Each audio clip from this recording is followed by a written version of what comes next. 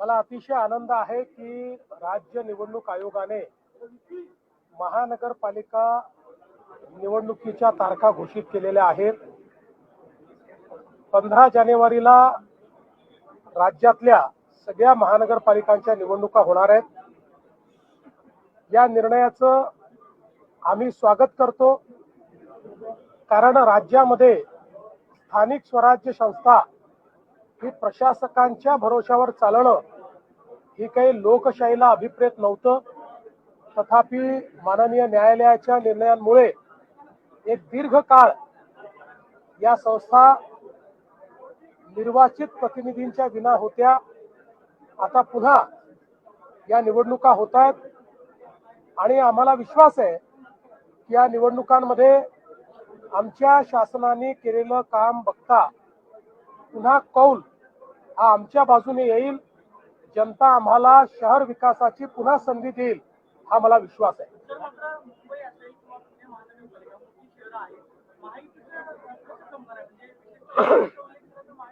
बघा, आम्ही महायुती करण्याचा प्रयत्न करतो. जास्तीत जास्त ठिकाणी भाजप आणि शिवसेनेची युती होईल. काही ठिकाणी भाजप शिवसेना राष्ट्रवादी युती होईल. एखाद दोन ठिकाणी भाजपा राष्ट्रवादी युती देखील होताना आपल्याला पाहायला मिळेल.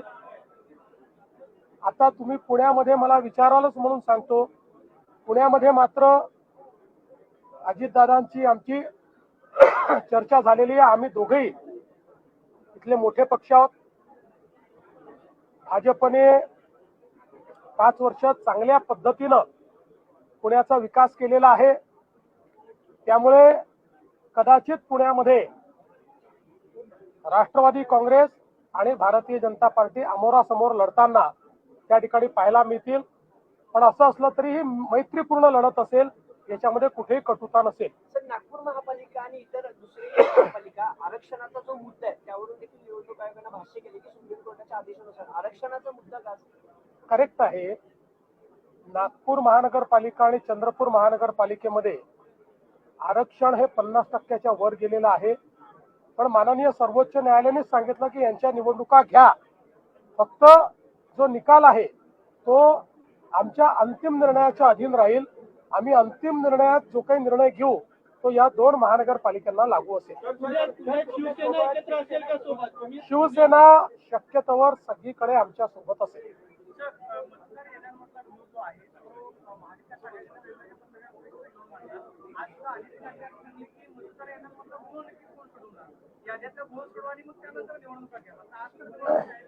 असं आहे की याद्यांमध्ये अनेक ठिकाणी घोळ आहे, हे आम्ही देखील दाखवलेलं आहे. पण त्याकरता निवडणुकाच घ्यायच्या नाहीत असं करता येणार नाही. गेले 20-25 वर्ष जे निवडणुका लढवत आहेत त्यांना माहिती आहे, कमी अधिक प्रमाणात आपल्या याद्यांमध्ये घोळ असतोच. आता जेव्हा SIR सुरू झालाय त्यानंतर कदाचित याद्यांमधला घोळ कमी होईल. पुढच्या काळात तर माझं मत असं आहे की इलेक्शन कमिशनने आपल्या याद्या ब्लॉकचेन मध्ये टाकाव्यात. त्या ब्लॉकचेन पद्धतीनं जर तयार झाल्या तर त्यातला घोळ हा नेहमी करता संपवता येईल. पण त्याकरता माननीय सर्वोच्च न्यायालयाचे आदेश मिळाल्यानंतरही काही ना काही कारण काढून निवडणुका पुढे करा हे योग्य नाही आहे.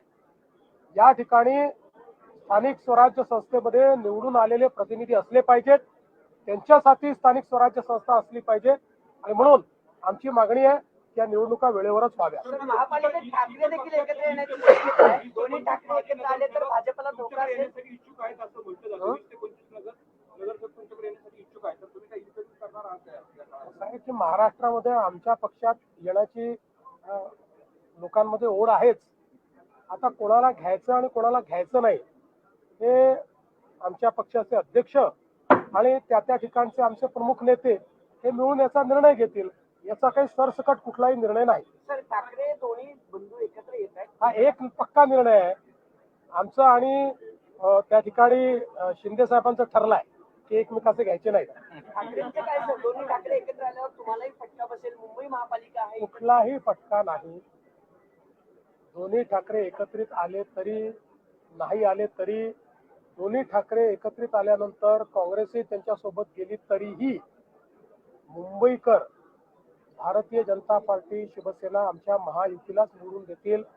कारण आमचा कारभार, आम्ही केलेला मुंबईचा विकास आणि मराठी माणसाचं आम्ही जोपासलेलं हित हे सामान्य मुंबईकरांनी पाहिलेलं असल्यामुळे मुंबईकर आमच्या सोबत राहतील. तर पिंपरी चिंचवडमध्ये काय चित्र राहणार आहे? पिंपरी चिंचवडमध्ये दादा, पिंपरी चिंचवडमध्ये 98 दाखले दिले गेल्याची एक आकडेवारी समोर आहे.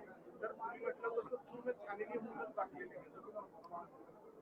पहिल्यांदा तर आपण एक लक्षात घ्या की 98 दाखले दिले गेले असं आपण सांगतो, पण मागणी पण 500ची झाली आहे. म्हणजे असं नाही आहे की लोक मागणी करतात आणि दाखले मिळत नाही आहेत. जी मागणी आली त्या तुलनेमध्ये सगळी त्या ठिकाणची छाननी करून ते दाखले दिले जात आहेत. ही प्रोसेस आहे. त्यामुळे प्रोसेसमध्ये जे बसतायत कोणालाही दाखले डिनाय केले जात नाही.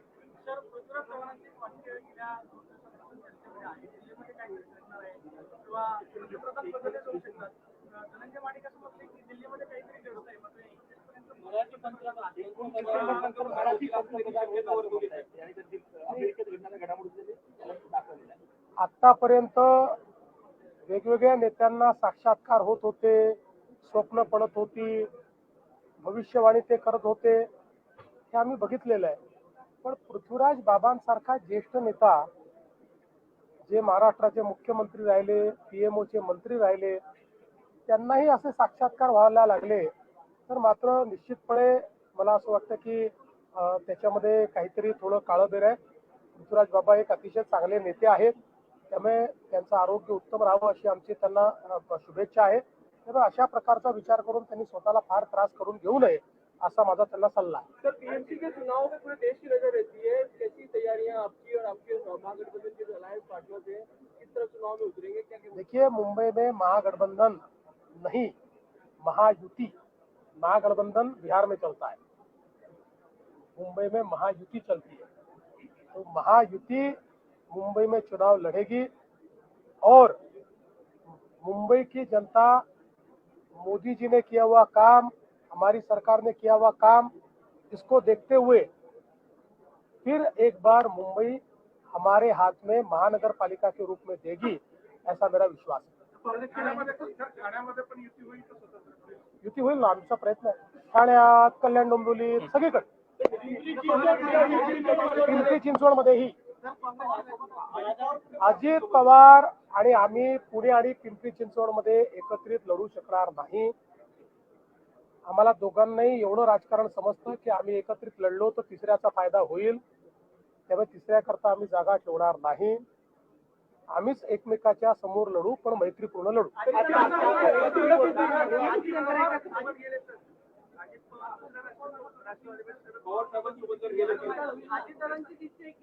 अरे बाबा, तुम्ही अजितदादांना विचारा, हा प्रश्न मला का विचारता?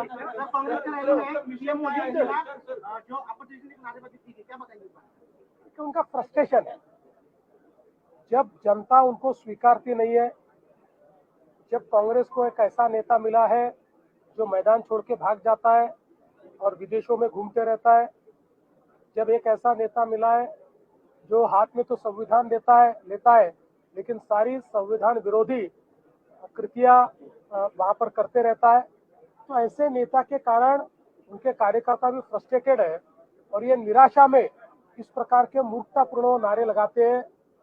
मैं आपको बहुत स्पष्ट रूप से कहता हूँ, वो कुछ भी नारे लगाए, वो कुछ भी सपने देखे, जब तक जनता का आशीर्वाद मोदी जी के पीछे है तब तक मोदी जी का बाल भी वो बाका नहीं कर सकते.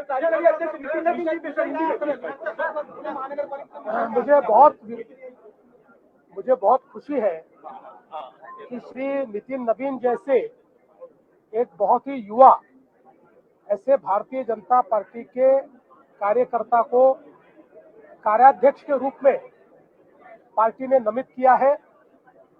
मैं नितिन नवीन जी को बहुत सालों से जानता हूं. विद्यार्थी परिषद में उन्होंने काम किया, भारतीय जनता युवा मोर्चा में उन्होंने काम किया. जिस समय भारतीय जनता युवा मोर्चा में वो महामंत्री हुआ करते थे अखिल भारतीय, उस समय महाराष्ट्र का प्रभार भी उनके पास था. उस समय महाराष्ट्र में उनका आना जाना भी काफी था और चूंकि मैं बिहार का भी प्रभारी रहा हूं, तो वहां पर भी उनका कार्य मैंने बहुत करीब से देखा है।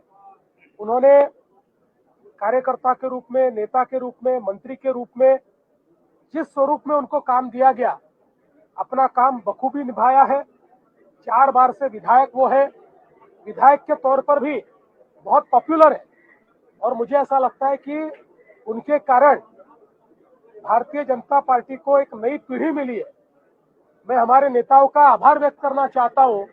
ये भारतीय जनता पार्टी है जहां पर लोग अगली पीढ़ी का विचार करते हैं। आज मेरे जैसा व्यक्ति इस पद तक पहुंचा क्योंकि किसी एक समय पर विचार करके नई पीढ़ी को लाया गया था। उस समय नई पीढ़ी का एक रिप्रेजेंटेशन मैं करता था। उसी प्रकार से आज एक नई पीढ़ी के रूप में नितिन नवीन जी को राष्ट्रीय कार्याध्यक्ष बनाना, मैं ऐसा मानता हूं कि पार्टी की एक बहुत ही दूरदृष्टि है और उसके लिए पार्टी के आला नेताओं का मैं बहुत बहुत आभार व्यक्त करना चाहता हूं। और श्रीमान नितिन नवीन जी को मैं बहुत दिल से उनको बधाई देना चाहता हूं और उनके नेतृत्व में भारतीय जनता पार्टी और तरक्की करेगी, ये विश्वास व्यक्त करता हूं। सर, महापौर चेहरा कोण असेल?